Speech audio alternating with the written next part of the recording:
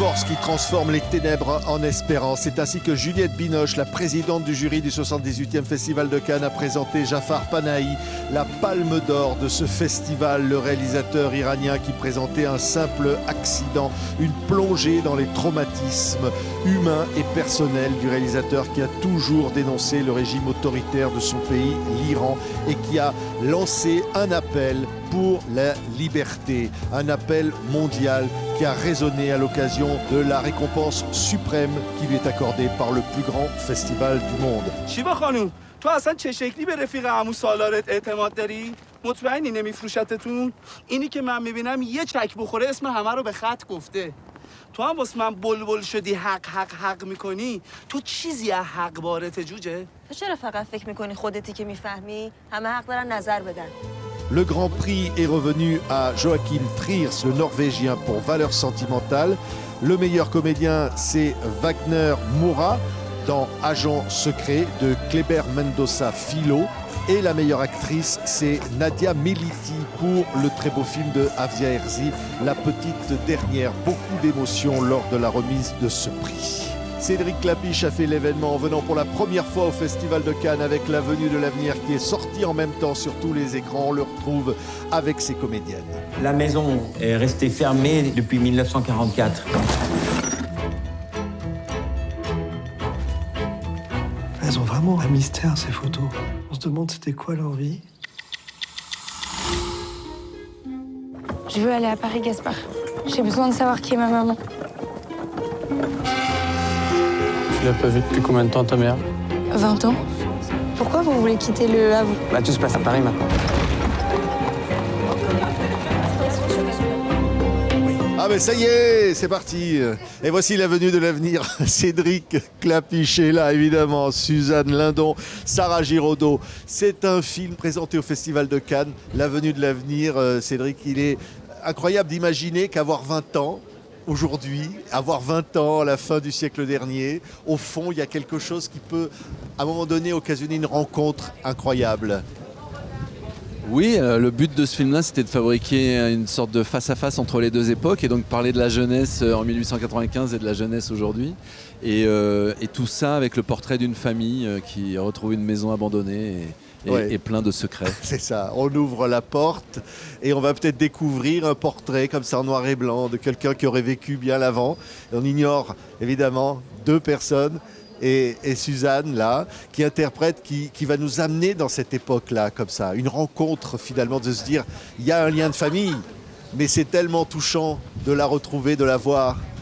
Suzanne, ce personnage est incroyable. Hein. Ah bah, moi, je suis très chanceuse d'avoir eu à jouer ce personnage, parce que d'abord d'avoir été choisie par Cédric, ensuite d'avoir une mère de cinéma qui est Sarah. Ouais. Et non, mais ce que je trouve beau, c'est que le pont entre les époques, je le sens aussi dans le personnage d'Adèle, parce que c'est ce que je disais tout à l'heure avec Sarah, c'est que je pense qu'on a deux personnages qui sont quand même très modernes, même s'ils font partie de la partie époque du film. C'est le personnage d'Adèle, c'est une jeune fille qui a une quête identitaire qui résonne encore aujourd'hui. Enfin, c'est quelque chose de très universel. Donc, je trouve ça beau que cette jeune fille qui soit le symbole du 19e siècle dans le film avec tous les autres personnages soit en fait une jeune fille très moderne, quoi. Enfin, moi, ça résonne avec des questions que je me pose aujourd'hui. Voilà. Ouais, c'est vrai, Sarah. Et alors là, effectivement, on est dans une époque où elle va essayer de retrouver ses racines, parce que ça s'entremêle, les deux siècles qui se regardent et se répondent. Et le personnage de cette maman, hein, voilà, on va laisser découvrir le spectateur de l'univers dans lequel elle est, dans ce Paris de cette époque.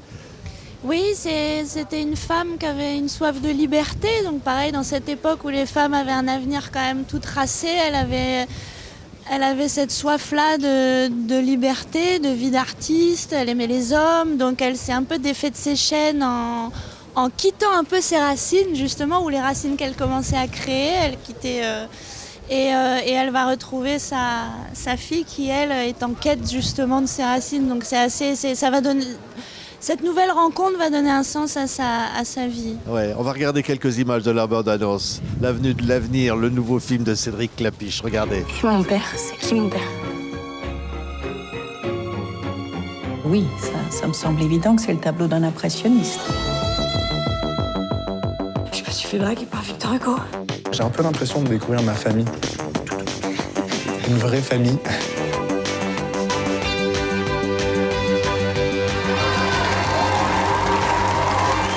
Ne bouge pas. En découvrant des choses sur eux, on découvre aussi un peu de choses sur nous. On voyait là sur ces images, Cédric, effectivement, on voit des personnages dans un train qui se retrouvent, qui vont aller ouvrir la porte d'une maison abandonnée parce qu'il y a un héritage, il y a quelque chose. Et l'ouverture de cette porte va les amener à des découvertes et à des racines et à des choses auxquelles ils ne s'attendent pas. Oui, c'est-à-dire que je suis parti un peu du goût que j'ai pour les photos de cette époque-là. Tous les gens comme Adjet, Nadar, Gustave Le Gray, les grands photographes de cette époque-là, moi ça me faisait rêver en fait par rapport à cette époque-là. Et donc dans cette maison, il y a des photos de Nadar ou des photos qui traînent dans cette maison et qui vont poser beaucoup de questions. C'est pour ça qu'on parlait de mystère et de secret. Et en faisant cette enquête, ils vont découvrir plein de choses même sur eux-mêmes. C'est-à-dire que étrangement, quand on se pose des questions sur ses origines, sur sa famille, finalement ça éclaire un peu le présent, donc c'est un peu le but du film. Ouais. Oui, et ce qui est extraordinaire, attendrissant, c'est magnifique, c'est ces deux périodes où le film nous amène comme ça, avec une autre couleur, et où on découvre au fond de là où on vient. Et on vient de cette jeune fille, peut-être, ils se disent on vient de là. Et cette jeune fille, elle est comme nous aujourd'hui. Elle veut rencontrer ses origines, elle monte à Paris, elle quitte sa Normandie, elle quitte cette maison. C'est très touchant au fond, Suzanne. Ah bah oui, c'est très émouvant, mais moi c'est ce qui m'a vraiment plu dans le film quand j'ai lu le scénario et quand je l'ai vu, j'ai été encore plus surprise par ça. C'est la fluidité des ponts entre les époques et c'est Sarah qui disait ça tout à l'heure, c'est qu'en fait chaque personnage de chaque époque, on se sert tous parce que je trouve qu'on s'attache à tout le monde et donc le fait qu'on les aime aujourd'hui fait qu'on a envie d'aimer leurs ancêtres. Et c'est vrai que moi, ce qui m'a plu dans le personnage d'Adèle, et je trouve que c'est assez original, c'est qu'il y a vraiment un équilibre entre le fait qu'elle soit complètement perdue, elle ne sait pas lire, elle ne sait pas écrire, elle arrive dans un Paris qui est bourdonnant de tout ce qu'elle ne connaît pas, et en même temps, elle a une détermination folle et une grande volonté de savoir qui elle est et de vouloir se trouver. Donc à jouer, c'était vraiment amusant de trouver l'équilibre là-dedans. C'est magnifique ce cinéma-là, parce que c'est un cinéma qui s'autorise tout. Le cinéma de Cédric, hein. C'est qu'au fond, on peut faire un film avec des costumes, un film d'époque, mélanger à un film tellement d'aujourd'hui, et on peut avoir le Paris, le Montmartre, absolument dingue, reconstitué. L'idée, c'était à la fois de faire rire et de pouvoir être émotionnel, c'est-à-dire de pouvoir vraiment passer du rire aux larmes dans le film. Et c'est vrai que c'est ce que dit le personnage d'Adèle, elle dit « je pourrais pas grandir si je connais pas ma maman ». Puis ensuite, elle va découvrir qui est sa maman. Et il y a vraiment cette histoire de face à face où au début, elle a un côté immature et puis en fait, elle s'aperçoit que sa mère, elle a un côté immature aussi et qu'on se dit que finalement, elle a peut-être plus de maturité que sa mère et c'est dans l'échange qu'il y a entre la mère et la fille, c'est vraiment intéressant. Enfin, en tout cas, moi, j'en profite puisque vous êtes toutes les deux là pour dire c'était fou la rencontre entre elles deux, quoi. En tant qu'actrice, c'est vraiment un duo d'actrices vraiment impressionnant. Ah non, mais quel pied, Sarah, de jouer, de pouvoir jouer des choses pareilles. Dans un film, de pouvoir avoir comme ça toute cette liberté. C'est magnifique et puis un film aussi où on avait pleinement confiance. C'est un gros pari ce scénario, c'est un gros pari de passer d'une époque à l'autre et c'est vrai que c'est ce qu'on disait aussi tout à l'heure, on avait vraiment une profonde confiance en toi Cédric sur ta manière. C'est-à-dire que dans tous ces films, il y a une fluidité, une tendresse, il a réussi à imbriquer les choses de manière tellement délicate, de manière tellement délicate qu'en fait on ne se posait pas la question de savoir, même si Cédric je pense se la posait, de savoir comment on va passer de l'un à l'autre et nous on se disait mais comment effectivement, il va faire, mais il y avait quelque chose en nous où on se disait, il va savoir faire, parce qu'à chaque fois, il va trouver toutes les petits détails qui font qu'à un moment donné, les sentiments se connectent les uns aux autres et ça crée un fil conducteur qui est, on sent pas, le montage est merveilleux parce qu'aussi on ne le sent pas et donc sur 2 époques aussi, sur des films où il y a des extrêmes comme vrai. ça immenses, que ce soit dans l'image, que ce soit dans des tas On rit, on voilà, joue. c'est comment réussir à manier tout ça et c'est un excellent. C'est vrai, C'est c'est un vrai. excellent On l'avait réalisateur. peut-être dans la bande-annonce tout à l'heure. Comment on peut se retrouver à croiser Victor Hugo. On peut rencontrer, Ça peut arriver. Plus que croisé, je dirais même. passer de l'autre côté, comme ça se dire on peut remonter le temps, on peut, etc. Puis alors la beauté des tableaux, c'est vrai que l'image, ce sont des tableaux vivants. C'est ça qui est magnifique. Là, c'était un des désirs dans ce film d'aller assez loin dans la recherche visuelle, disons. Donc j'avais envie de... là, c'est mon 15e long métrage et j'avais envie de fouiller plus quelque chose de très artistique, je dirais. Et donc là, être accompagné par les peintres impressionnistes et notamment Claude Monet, il y avait quelque chose de très... moi, j'ai toujours aimé Claude Monet, mais là, le fait de filmer, c'est le générique de début, on filme de très proche les peintures, les nymphéas de Claude Monet, où on voit le délire artistique, le délire de la couleur. Et c'est fou quand on fait cet effort-là, de se rapprocher de ces peintures-là, de voir qu'elles ont une modernité, qu'elles ont une importance quoi, qui est incroyable. Quoi. Ouais, c'est l'avenue de l'avenir. L'avenir qui finalement arrive avec le passé. C'est qu'au fond, il y a un lien fort. Quand je disais au début, avoir 20 ans. Avoir 20 ans. Ouais, c'est-à-dire qu'en fait, ce film aurait pu s'appeler La recherche du passé. Ouais. Et en fait, le fait d'inverser dans le titre et de dire la venue de l'avenir et de se poser les questions, qu'est-ce que ça va être l'avenir de cette jeune fille de 1895 ?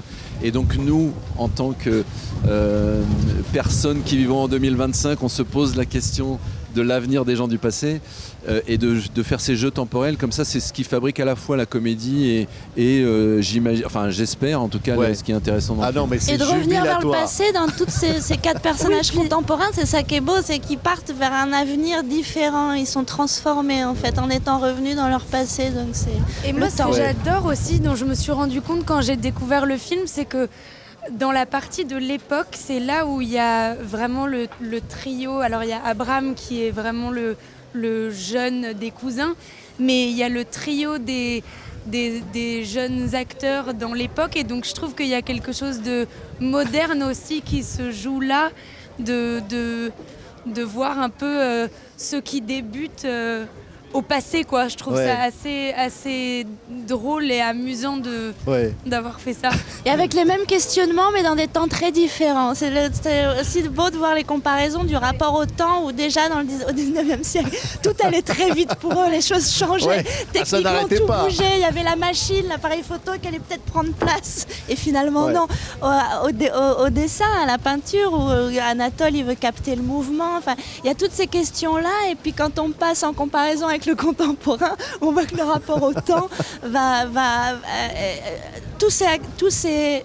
il y a de l'humour, il y a énormément d'humour aussi dans cette comparaison entre les 2 temps, mais on voit que quelque part l'humain est tout le temps à vivre dans son temps et à courir un peu après le temps qui avance plus vite mais quel personnage elles incarnent. Voilà, cette maman là, on va le dire, qui est dans un pas forcément dans un endroit où on aimerait voir une femme, mais qui est tellement touchante. Et puis cette jeune fille comme ça, qui ressemble tellement à des jeunes filles d'aujourd'hui. Et le cinéma de Cédric, avec Vincent Macaigne, Julia Piaton, Zinedine Soualem, il y a Cécile de France, un casting absolument incroyable. Vous vous amusez toujours, hein. C'est le but pour moi, faire du cinéma, il faut que ça reste un plaisir, disons. Donc le but, c'est de rencontrer des gens intéressants et moi j'aime beaucoup le fait que en français le maître mot pour un acteur, c'est jouer, et il y a ce rapport à l'enfance. On joue comme si on était des enfants. Donc pour moi, il y a vraiment ça qui est intéressant dans le cinéma, c'est de garder un rapport avec l'enfance et de continuer à jouer et de continuer à raconter des histoires. C'est aussi quelque chose qui est lié à l'enfance, quoi. Merci, merci beaucoup. Vous allez vous Merci, merci régaler d'aller voir le nouveau film de Cédric, L'Avenue de l'Avenir, et vous allez découvrir tout ce qu'on vous a pas dit. Mais des surprises, il y en a.